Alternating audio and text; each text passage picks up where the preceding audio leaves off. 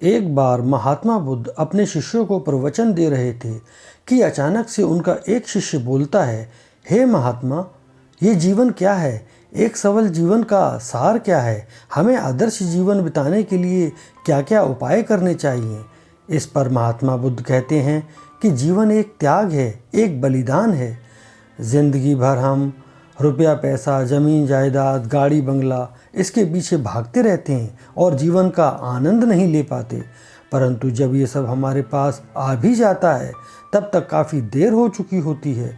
जीवन काल के अंतिम चरण में न तो कोई राजा महाराजा, ना ही कोई धन्ना सेठ अपने साथ इकट्ठा किया हुआ धन ले जा सकता है और ना ही अपनी ज़मीन जायदाद। आगे एक कहानी के माध्यम से वो शिष्य को समझाते हैं। एक समय की बात है, एक नगर में एक बहुत बुद्धिमान राजा रहा करता था। उसका बहुत बड़ा राज्य था, प्रजा भी उस राजा से बहुत खुश थी। उसके पास धन दौलत, हीरे मोती, जमीन जायदाद की कोई कमी न थी। उस राजा की 4 पत्नियां थीं। यूँ तो वो सारी पत्नियों से प्रेम करता था, लेकिन चौथी वाली पत्नी से वह राजा कुछ ज़्यादा ही प्रेम करता था। जो चौथी पत्नी थी, उस पत्नी को राजा इतना प्रेम करता था कि रोज़ाना उसके लिए नए नए गहने, जेवरात और तोहफे आदि लेकर आया करता था। चौथी पत्नी को राजा बहुत प्रेम करता था, उसके जीवन में कभी भी किसी चीज़ की कमी नहीं होने देता था। जो राजा की तीसरी पत्नी थी, उससे भी वह राजा बहुत ही ज़्यादा प्रेम करता था।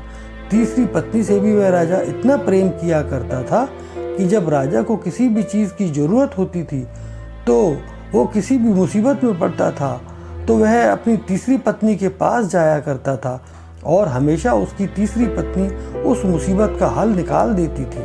राजा की तीसरी पत्नी हर मुसीबत में हमेशा उसका साथ देती थी। राजा की जो दूसरी पत्नी थी, वह दिखने में बहुत ही सुंदर थी और उससे राजा भी बहुत प्रेम किया करता था। अपनी उस दूसरी पत्नी को वो अपने मित्रों को दिखाना और मिलाना चाहता था, परंतु राजा के मन में हमेशा यह डर रहा करता था कि कोई उसको देखकर उसकी तरफ आकर्षित ना हो जाए। इसलिए वो अपनी दूसरी पत्नी को लोगों से नहीं मिलाया करता था और ना ही उसके बारे में लोगों से जिक्र किया करता था। और जो राजा की पहली पत्नी थी, वह दिखने में थोड़ी सी कमज़ोर थी, दुबली पतली थी। उससे राजा ज़्यादा प्रेम नहीं किया करता था, क्योंकि वो अपने कामकाज के चक्कर में, अपने राज्य के चक्कर में, अपनी प्रजा की खुशहाली और धन के चक्कर में अपनी पहली पत्नी पर बिल्कुल भी ध्यान नहीं दिया करता था। परंतु राजा की जो पहली पत्नी थी, वह राजा से तन मन दोनों से बहुत ज़्यादा प्रेम करती थी। राजा अपनी चारों पत्नियों के साथ बहुत ज़्यादा खुश था। देखते ही देखते दिन बीतते गए और समय निकलता गया। एक दिन की बात है, जब वह राजा की तबीयत अचानक से ख़राब हो जाती है। राजा अचानक बहुत ज़्यादा बीमार हो जाता है।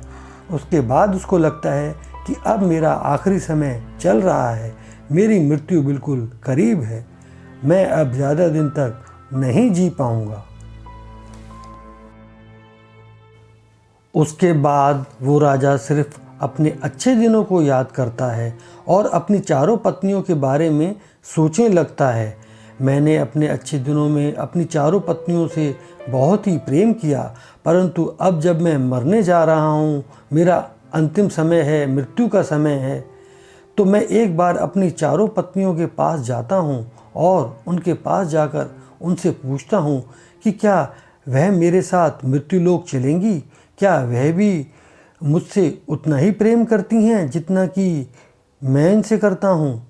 उसके बाद वह राजा वैसे तो अपनी पहली पत्नी के पास जाता है और उसके पास जाकर कहता है, हे प्रिय, मैं बीमार हो चुका हूँ, मेरा अंत समय निकट है, जल्दी मैं मर जाऊँगा।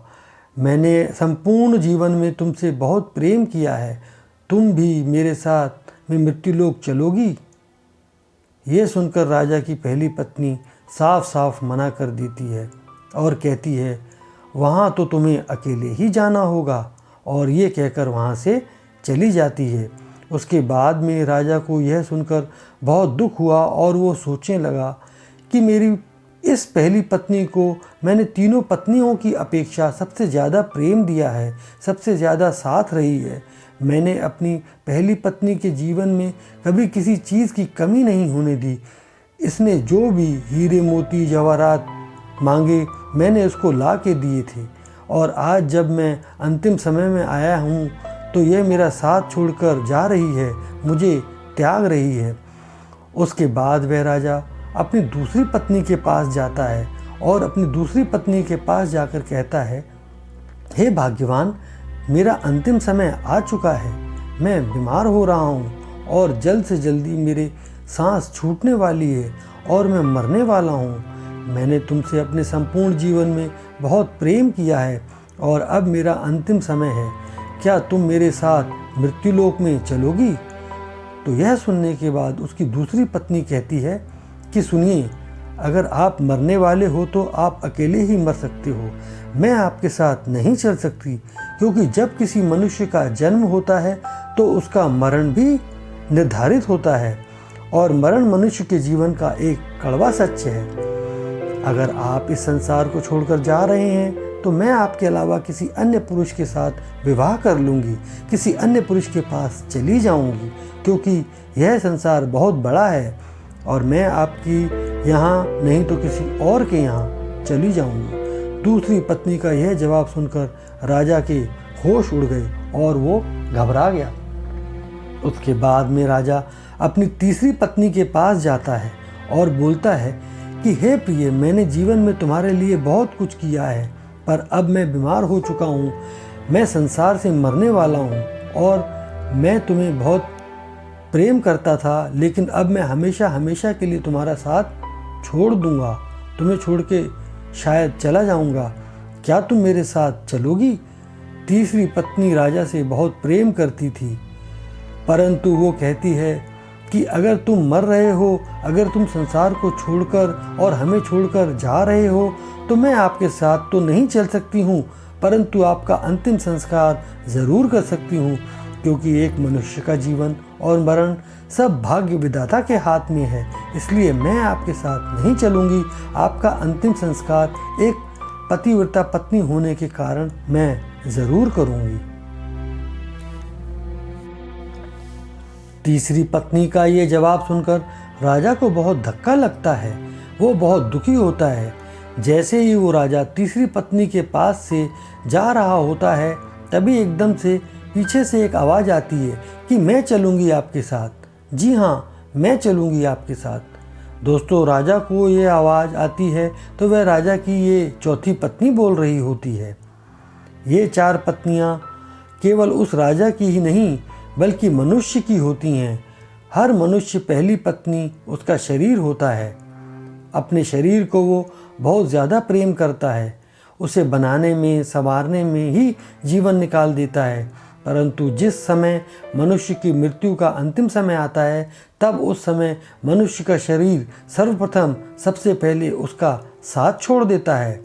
उसके बाद में मनुष्य की दूसरी पत्नी होती है उसकी संपत्ति।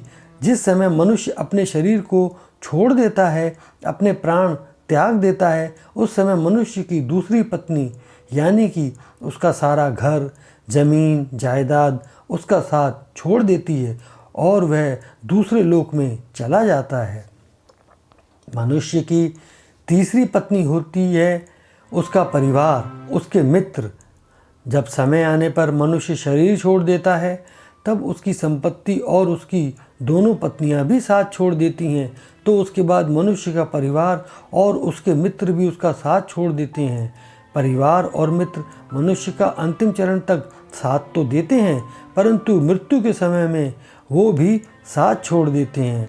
अर्थात मनुष्य की तीनों पत्नियां उसका साथ छोड़ देती हैं। अब बारी उसकी चौथी पत्नी की थी। वो है उसकी आत्मा, जो हमेशा मनुष्य के साथ रहती है। मनुष्य शरीर तो छोड़ देते हैं, परंतु उसकी आत्मा साथ नहीं छोड़ती। परंतु आजकल के जीवन में मनुष्य भागदौड़ के चक्कर में, लोभ, लालच, काम और ईर्ष्या के चक्कर में अपनी चौथी पत्नी यानी कि उसकी आत्मा पर ध्यान नहीं देता है, जिसके कारण मनुष्य अपने विचारों को, अपनी भावनाओं को दूसरों तक नहीं पहुंचा पाता। दोस्तों, इसी प्रकार मनुष्य की 4 पत्नियां होती हैं। पहला उसका शरीर, दूसरा उसकी संपत्ति, तीसरा उसके परिवार और मित्र, और चौथा उसकी खुद की आत्मा होती है। दोस्तों, मैं आशा करता हूँ कि आप लोगों को ये कहानी पसंद आई होगी। अगर अच्छी लगी हो तो इस कहानी को ज़्यादा से ज़्यादा लाइक कर देना, शेयर कर देना और इस चैनल को भी सब्सक्राइब कर देना। धन्यवाद।